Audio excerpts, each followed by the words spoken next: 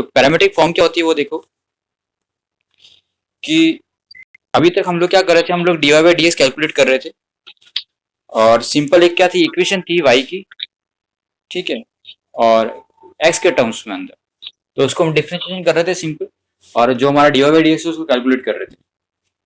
ठीक है। या फिर इम्प्लिसिट फॉर्म में थी कि डी और dy बाई dx क्या थे, आपस में थोड़े कॉम्प्लिकेटेड से अलग नहीं हो सकते थे, इक्वेशन फॉर्म में थे, तो हम सिंपल डिफरेंशिएशन कर देते थे और dy बाई dx को सेपरेट कर देते थे।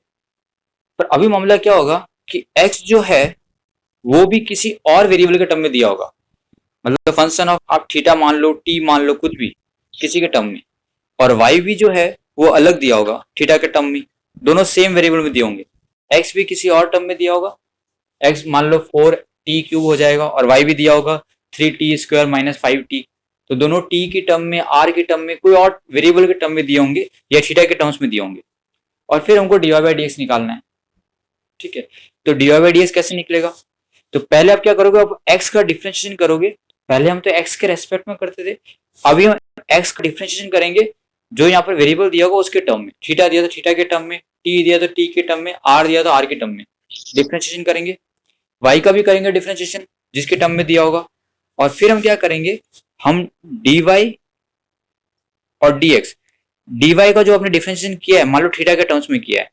तो आप dy अपॉन डी थीटा और dx अपॉन डी थीटा दोनों को डिवाइड कर दोगे आपस में, जो हमने डिफरेंशिएशन किया अलग अलग उन दोनों को डिवाइड कर दोगे, तो देखो डी थीटा और डी थीटा कैंसिल आउट हो जाएंगे, तो बचेगा क्या, dy अपॉन dx बच जाएगा। इस तरह से आप क्वेश्चन सॉल्व कर सकते हो, ठीक है। आप चाहो तो पहले उन इक्वेशन को आपस में डिवाइड भी कर सकते हो इस तरह से और फिर सॉल्व कर सकते हो, बट वो थोड़ा सा कॉम्प्लिकेटेड मेथड है और आंसर आने के चांसेस थोड़े से बहुत टाइम लेते हैं, तो हम लोग जो मैंने आपको तरीका बताया वही काम में लेते हैं और सीधे मैं एक्सरसाइज के क्वेश्चन के ऊपर आ जाता हूँ। हालांकि मैं नोट्स के अंदर मैंने एग्जांपल भी सॉल्व कर रखे हैं, बट मैं चाहूंगा एग्जांपल आप खुद अपने लेवल पे ट्राई करें, मैं सीधे एक्सरसाइज के क्वेश्चंस के ऊपर आ रहा हूँ। एग्जांपल सॉल्व करना बहुत इंपॉर्टेंट है, बिकॉज एग्जांपल से कई बार क्वेश्चन आ जाते हैं और बच्चे सोचते हैं कि ये क्वेश्चन कहाँ से आ गया सॉल्व, फिर वो कर नहीं पाते क्योंकि वो प्रैक्टिस उन्होंने पहला ऐसा क्वेश्चन देखा नहीं होता है, और कई बार एग्जाम्पल में क्वेश्चन ऐसे हैं जो नॉर्मल तरीके से थोड़ा सा हटकर होते हैं। तो देखिए यहाँ पर x दिया हुआ है 280 स्क्वायर, y दिया हुआ है 84, x भी t के टर्म में है, y भी t के टर्म में, तो ये जो x और y दोनों किसी और वेरिएबल के टर्म में होते हैं, इन इक्वेशंस को हम लोग बोलते हैं, इन क्वेश्चंस को हम लोग बोलते हैं पैरामीट्रिक क्वेश्चन या पैरामीट्रिक फॉर्म, ठीक है। यानी x और y किसी और पैरामीटर में, पैरामीटर यानी कोई और वेरिएबल में दिए हुए हैं, t वेरिएबल में, t पैरामीटर में दिए हुए हैं। तो पहले तो मैंने x को रखा t के टर्म में, तो t के रेस्पेक्ट में डिफरेंशिएशन किया, तो dx अपॉन dt क्या हो जाएगा, 2 है तो कांस्टेंट है, t स्क्वायर का हो जाएगा 2t, ठीक है। तो t का t और 2 को 2 से करेंगे तो 480 हो जाएगा, 480। अब मैं y को भी करूंगा t के टर्म्स में, तो a तो कांस्टेंट है, t4 का क्या हो जाएगा 4t क्यूब, तो ये 4t क्यूब आ गया। अब मुझे dy बाई dx चाहिए, तो ऊपर dy बाई dt और नीचे dx बाई dt को रखूंगा ताकि dt और dt कट जाएंगे और dy बाई dx बच जाएगा। तो चलो डिवाइड कर दो, 4t क्यूब को 480 से डिवाइड किया, 4 कैंसिल, t से ये t क्यूब था तो क्यूब कैंसिल हो जाएगा, t स्क्वायर बचेगा, तो t स्क्वायर आपका आंसर आ गया। समझ में आया?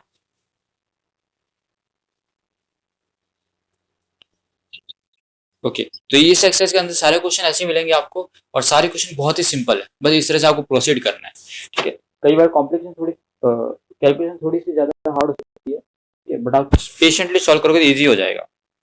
जैसे देखो x दिया हुआ है a cos थीटा, y दिया हुआ है b cos थीटा, तो दोनों के थीटा के टर्म्स में है, तो थीटा के टर्म में डिफरेंशिएशन करेंगे x का, तो a हो गया, cos का क्या होता है माइनस साइन थीटा, y का भी थीटा के टर्म्स में करेंगे, तो b तो कांस्टेंट है, cos का हो गया माइनस साइन थीटा, dy और dx ये सेकंड बोल दो या फर्स्ट इक्वेशन बोल दो, सेकंड और फर्स्ट को डिवाइड किया तो b से तो माइनस से माइनस कट गया, साइन से साइन कट गया, क्या आ जाएगा b अपॉन ए। अगला क्वेश्चन देखो, x दिया हुआ है साइन t, y दिया हुआ है cos 2t और मुझे dy बाई dx निकालना, तो देखो x तो साइन t दिया हुआ है, t के टर्म में दिया हुआ है, तो t के टर्म में डिफरेंशिएट किया, साइन का हो गया cos t, y का करेंगे t के टर्म में, cos 2t है, तो cos 2t का पहले हो जाएगा sin 2t, ठीक है, माइनस sin 2t, और t के साथ 2 मल्टीप्लाई में है तो 2 द्वारा मल्टीप्लाई कर देंगे हम चेन रूल लगाकर। अब दोनों को डिवाइड करना है, तो dy और dx को डिवाइड किया, तो देखिए -2 sin 2t और cos t को डिवाइड करेंगे तो ये तो डबल एंगल है, तो sin 2t को चेंज किया 2 sin t cos t, cos से cos कट गया, बचा क्या 2 2 जा 4 माइनस sin t। कहीं भी डाउट हो तो मुझे बोलना है ना बेटा। ये वाला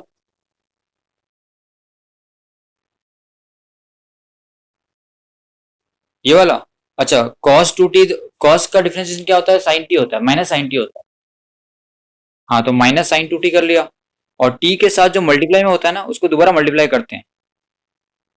ठीक है, ये रूल होता है। ठीक है, ये कैसे समझ सकते हो आप कि भाई हमको तो cos t का डिफरेंशिएशन आता है, sin cos 2t का नहीं आता, तो मैंने इस 2t को t समझ लिया,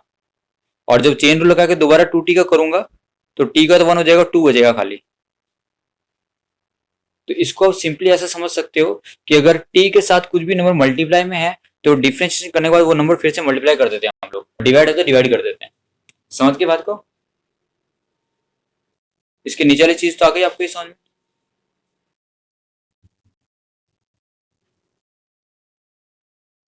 अच्छा, साइन 2x का 2 थीटा का फॉर्मूला क्या होता है, साइन 2a का 2 साइन ए कॉस से होता है, तो यहाँ 2, हाँ फॉर्मूला लगाया 2 साइन ए कॉस से, तो कॉस से कॉस कट गया और 2 2 जा 4 बच गया, तो 4 साइन टी हो गया। ठीक है, ओके आगे बढ़ो तो। ओके 4, x दिया हुआ है 4t, y दिया हुआ है 4 अपॉन टी, तो t के टर्म में करेंगे तो 4 तो कांस्टेंट है और t का हो जाएगा 1, तो खाली 4 बचेगा। और जब यहाँ करेंगे तो 4 तो कांस्टेंट है, 1 अपॉन टी का क्या होता है, -1 अपॉन टी स्क्वायर, तो -1 अपॉन टी स्क्वायर, 4 1 जा 4 ही होगा, तो -4 अपॉन टी स्क्वायर आ जाएगा। और मुझे डिवाइड करना है दोनों को, तो इसको ऊपर रखेंगे इसको नीचे, तो 4 से तो 4 क्या हो जाएगा, कट जाएगा, बचेगा -1 अपॉन टी स्क्वायर, तो ये आंसर आ गया। सिंपल। ओके, एक लास्ट क्वेश्चन देखो आज का, 5th क्वेश्चन, बाकी क्वेश्चन मैं आपको कल करवाऊंगा, और इसके आगे क्वेश्चन अगर चाहो तो ट्राई कर सकते हो खुद अपने लेवल पे, है ना, यही तरीका काम लेना आपको। देखिए एक्स दिया हुआ है cos theta minus cos 2 theta, y दिया हुआ है sin theta minus sin 2 theta, तो पहले तो एक्स का डिफरेंशिएशन किया थीटा के टर्म में, cos थीटा का minus sin 2 theta, cos 2 theta का माइनस sin 2 थीटा, लेकिन माइनस पहले से तो माइनस माइनस प्लस हो गया, और थीटा के साथ 2 मल्टीप्लाई है तो 2 दोबारा मल्टीप्लाई कर दिया हमने। जब y का करेंगे तो sin का हो गया cos थीटा, माइनस का माइनस, sin 2 थीटा का cos 2 थीटा, लेकिन 2 मल्टीप्लाई में थीटा के साथ, तो 2 को दोबारा मल्टीप्लाई कर दिया हमने। अब बस दोनों को डिवाइड करना है, तो ऊपर dy बाई डी थीटा आएगा, नीचे dx अपॉन डी थीटा, तो ऊपर dy और नीचे dx, तो ये अपना आंसर आ गया। बस आप चाहो तो इसको और भी सॉल्व कर सकते हो अपने लेवल पे। ठीक है, कैसे कि ये डबल एंगल है ना cos 2 थीटा, और ये sin 2 थीटा, तो इसकी सिंगल एंगल में फॉर्मूला चेंज करके एक कॉमन वॉमन को चाहे तो ले सकते हो, वरना आपके पीछे बुक में ये आंसर दिया हुआ होता है, इसलिए मैंने यहाँ तक ही किया। ठीक है बेटा, तो यहाँ, हाँ तो यहाँ तक आपको आई होप कि ये पैरामेट्रिक फॉर्म समझ में आई होगी होती क्या है, और इससे आप क्वेश्चन आगे ट्राई इजीली कर सकते हो। ठीक है, चलो बेटा।